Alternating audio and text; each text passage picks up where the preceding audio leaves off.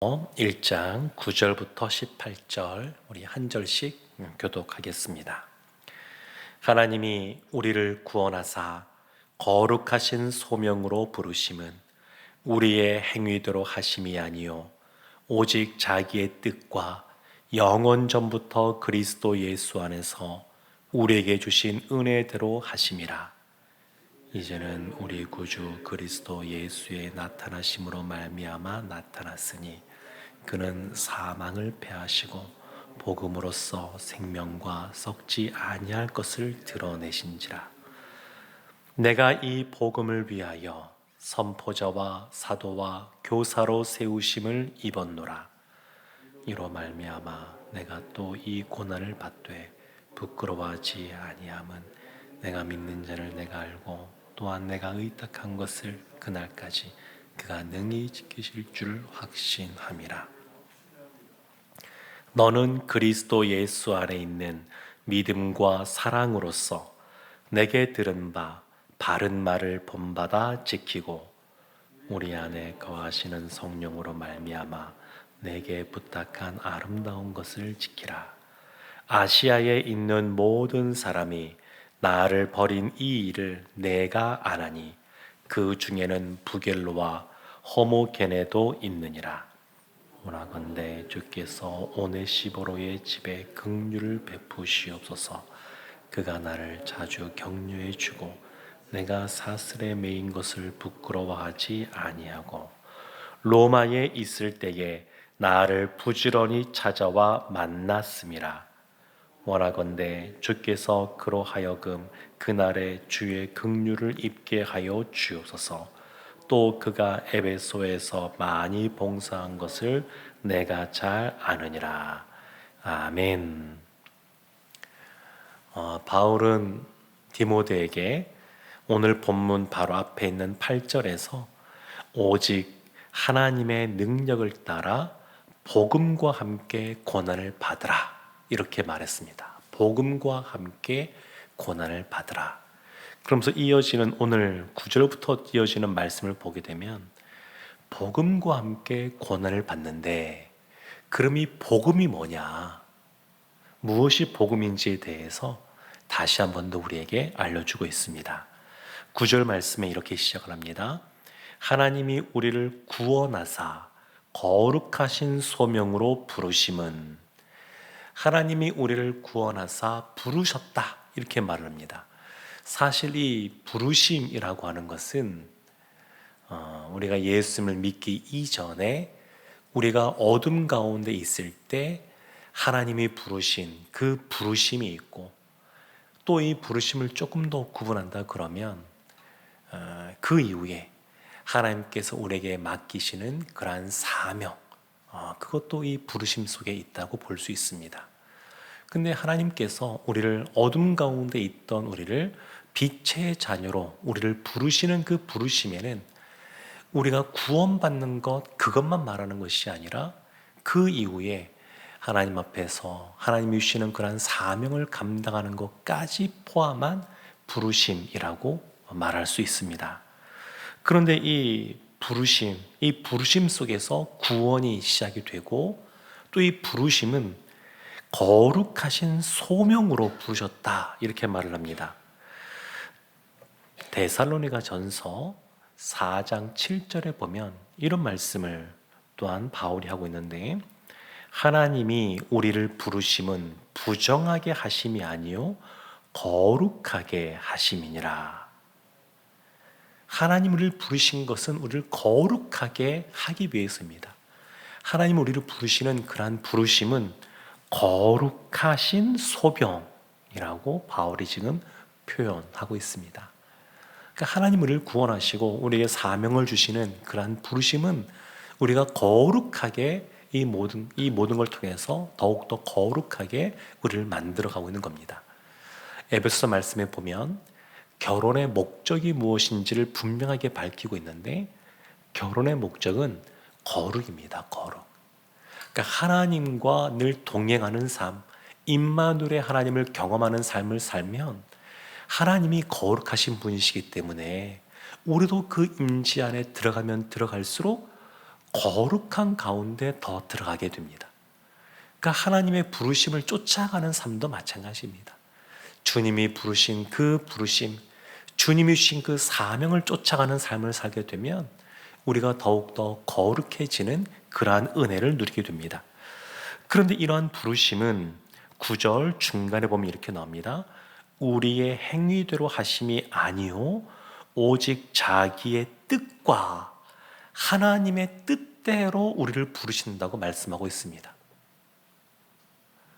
구원이라고 하는 것은 뭐냐면 하나님이 우리를 부르신 건데 그 부르시고 사명을 주시는 것은 하나님의 뜻 가운데 주어지는 겁니다. 우리의 뜻이 아니라 토기장이이신 하나님 아버지의 뜻대로 하나님께서 우리를 부르시고 빚으십니다. 그리고 자기의 뜻과 그리고 또 보면 9절 하반절에 영원 전부터 그리스도 예수 안에서 우리에게 주신 은혜대로 하심이라. 은혜. 이것이 바로 은혜입니다. 은혜. 은혜라고 하는 것은 거저 주었다라는 의미 아니겠습니까? 근데 거저 주었다 그래서 공짜를 의미하는 것은 아닙니다. 은혜라고 하는 것은 선하신 하나님께서 우리를 향하여 좋은 마음, 좋은 뜻, 그러한 뜻을 가지시고 행하시는 겁니다. 그냥 막연하게 주어지는 것이 아니고 하나님이 선하신 분이시기 때문에 우리 가운데 이와 같은 은혜가 주어지게 됩니다. 이 복음이라고 하는 것, 그래서 우리가 구원을 얻게 된다고 하는 것은 뭐냐?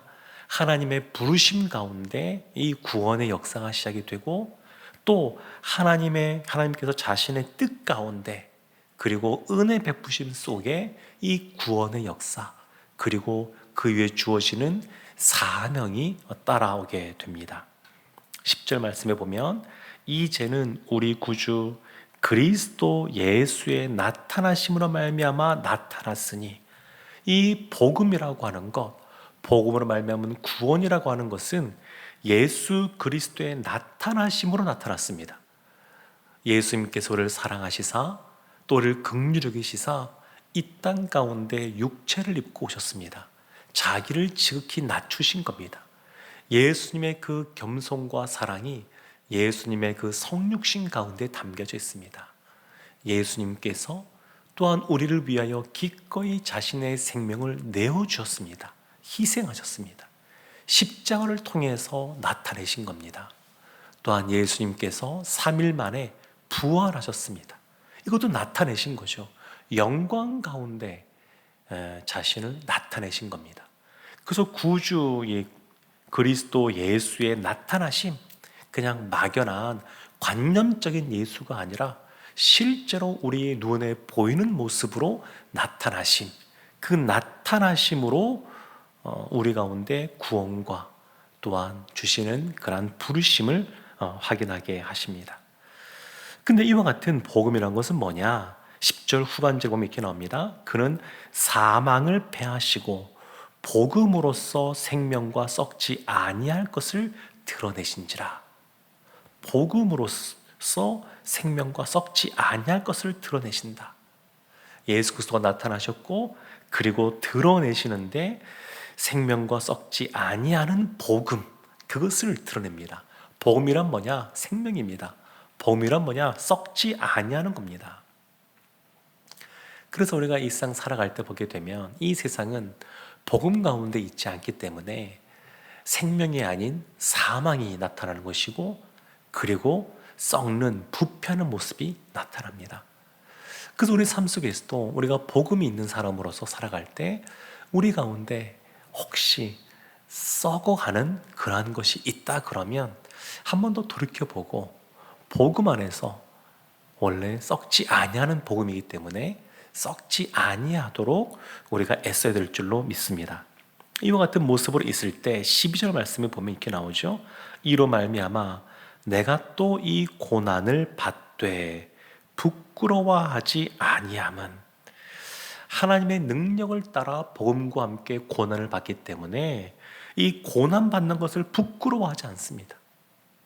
일상 살아갈 때 우리가 또 믿음의 삶을 살아갈 때 이 세상에서 이런저런 사람들의 좋지 않은 그러한 눈총과 또한 때로는 불이익을 당할 때도 있습니다. 근데 그것을 부끄러워하지 않는 겁니다. 우리의 삶 속에 어려운 일들이 있을 수 있죠. 그러면 왠지 그것을 오픈하고 나누고 기도 부탁하는 것, 참 그것을 부끄러워할 수 있습니다. 근데 지금 바울은 이 고난을 받되 부끄러워하지 아니한다, 이렇게 고백하고 있습니다. 어제 제가 여러 목회자 그룹에 제가 단톡으로 묶여져 있는데, 제가 직접적으로 아는 것은 아니고 연관이 되신 한 목사님이 어제 자신의 기도 제목을 아주 장문의 기도 제목을 올린 것이 있었습니다.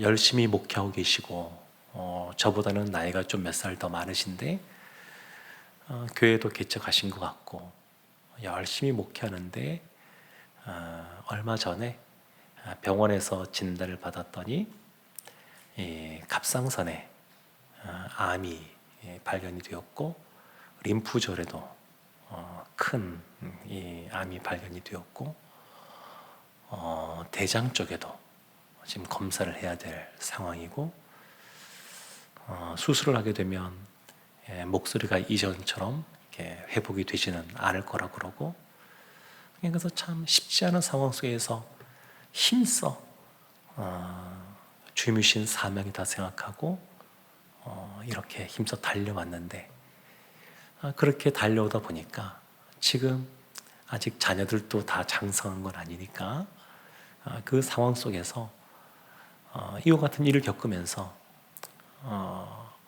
본인의 믿음 적음에 대하여 고백하고 기도 부탁하는 장문의 글을 올리셨습니다. 저도 이렇게 보면서 참 이 여러 가지 마음들이 들었습니다.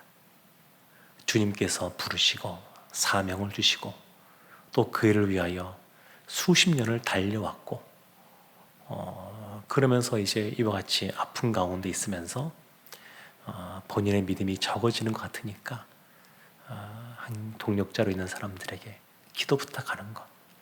근데 사실은 그걸 쓰는데 사실 용기가 필요하거든요. 자신의 삶이 어떠한지 어렵고 힘든 상황 속에 있을 때 그것을 나누고 기도 부탁하는 것, 그냥 할 수 있는 것이 아니고 마음의 용기를 내야 됩니다. 그럼 여기서 말하는 것처럼 이 고난을 받되 부끄러워하지 아니한다. 고난을 받되 부끄러워하지 않습니다. 근데 이 바울 시대도 보면 부끄러워하는 사람들이 있었습니다. 15절 말씀에 보면 이렇게 나오거든요. 아시아에 있는 모든 사람이 나를 버린 이 일을 내가 아나니 그 중에는 부겔로와 허모게네도 있느니라. 바울이 아시아에서 이 목회하는데 자신을 버리고 떠나가는, 생명이 있고 썩지 아니하는 복음이 있는 이것을 부끄러워하고 예수 믿는 것 때문에 고난받는 것을 부끄러워해서 떠나간 이 부겔로와 허모게네, 이것을 바울이 지금 고백하고 있습니다. 자신이 복음을 전했고 또 말씀을 가르쳤던 사람들, 예수님의 제자였던 가룟 유다가 예수님을 배반하고 떠났던 것처럼 이 바울이 말씀을 전하고 가르쳤던 그 사람이 떠나는 모습, 이것도 그냥 이 바울이 이야기하고 있습니다. 그렇지만 다 이와 같이 부끄러워하는 것은 아닙니다. 16절 말씀에 보면 이런 사람도 있습니다. 오네시보로의 집에 긍휼을 베푸시옵소서. 그가 나를 자주 격려해주고 내가 사슬에 매인 것을 부끄러워하지 아니하고 로마에 있을 때 나를 부지런히 찾아와 만났음이라. 고난받는 것을 부끄러워하지 않고 생명과 썩지 아니하는 복음을 붙잡고 담대하게 살아가는 바울과 같은 편에 서 있는 이러한 오네시보로 같은 사람도 있습니다. 12절 말씀에 고난을 받되 부끄러워하지 않고, 그러면서 이렇게 말하죠. 그게 부끄러워하지 아니함은 내가 믿는 자를 내가 알고 또한 내가 의탁한 것을 그날까지 그가 능히 지키실 줄을 확신함이라. 내가 믿는 그 주님께서 내가 의탁한 것, 내가 부탁한 건데 그냥 부탁한 것이 아니라 예수님께 부탁한 겁니다. 그러니까 주님 안에 그 부탁을 내려놓는 겁니다. 자신의 힘으로 어찌할 수 없을 때 정말로 주님께서는 이 모든 것을 감당하실 분이라는 것을 믿고 그분께서 능히 지키실 줄 확신하고 그분 안에 내어 맡기는 겁니다. 그게 의탁입니다. 이 바울이 디모데에게 하는 말입니다. 내가 의탁한 것을 그날까지 그가 능히 지키실 줄을 확신한다. 13절 말씀에 그래서 너는 디모데 너는 그리스도 예수 안에 있는 믿음과 사랑으로서 내게 들은 바 바른 말을 본받아 지키라. 바른 말. 이 바른 말이 뭐냐? 복음입니다. 복음. 생명과 썩지 아니하는 그 복음.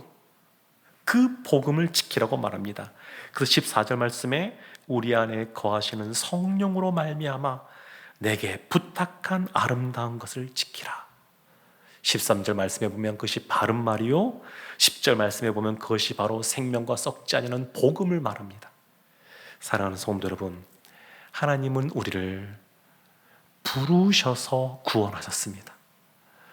부르셔서 사명을 주셨습니다. 그 하나님의 부르심은, 우리 주신 그러한 사명은 복음을 아름답게 지키는 겁니다. 11절 말씀에 보면 바울이 이런 말도 합니다. 내가 복음을 위하여 선포자와 사도와 교사로 세우심을 입었노라.